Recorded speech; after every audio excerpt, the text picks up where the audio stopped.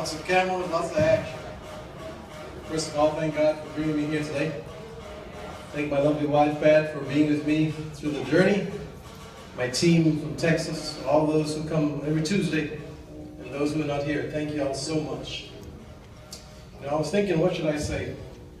It hasn't been said already. Then I thought about it. A verse in Matthew chapter 3, verse 3 came to mind. It says, "Blessed are the poor in spirit, for theirs is the kingdom of heaven." Thought about all the people that are here today as we go after our physical wealth. And the real wealth is to be poor or humble in spirit. I think we cannot forget that. All right. As we build in myEcon. Being a child who came to this country from Trinidad and Tobago, any Trinidad and Tobago people in that house? Or Caribbean people, right? I remember how poor I was, physically. Growing up in the mountains. I remember my mom one time told me a story that there was a lady living next to us who would boil water just before her kids came home so that they can think there was some food being cooked. And when the water got down to the bottom, she would put some more water until a neighbor gave her a potato. And then she put it in the potato. So being born poor reminded me that doesn't mean that one has to stay poor. And so I learned a couple of things on this journey of financial freedom. And I put it in the simple phrase of most of us in this room need to turn our debt into wealth. Now, what does the T in turn stand for? I remember starting in myEcon, it was back in 1998, having nothing. And then wanting to help so many people because I was owing the IRS so much money. Over $7,000 turned into $23,000. And it took me another 5-6 years before I could get rid of that debt. And then I started full-time in myEcon in 2002. During those years, it was taking a lot of time. And so I learned that turning means that it's going to take time. Some of us in this room, we just got started, some have been here for a while. And I just want to assure you that time is of the essence. And it will take you some time.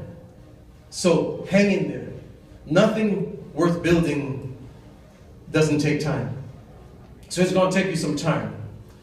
But during that time, the debt part, I learned that the word D meant that you have to have some discipline. See, discipline is the key to building wealth in myEcon. It means that you're going to go through some things in your life that you didn't expect. Some people you're going to meet that you didn't expect to meet. And it's going to take you some discipline. That when somebody invites you out to eat, you say, no, I'm investing my money instead.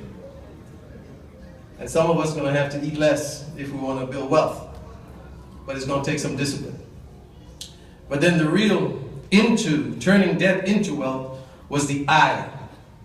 And the I is some inner changes that all of us will have to go through over the next few years.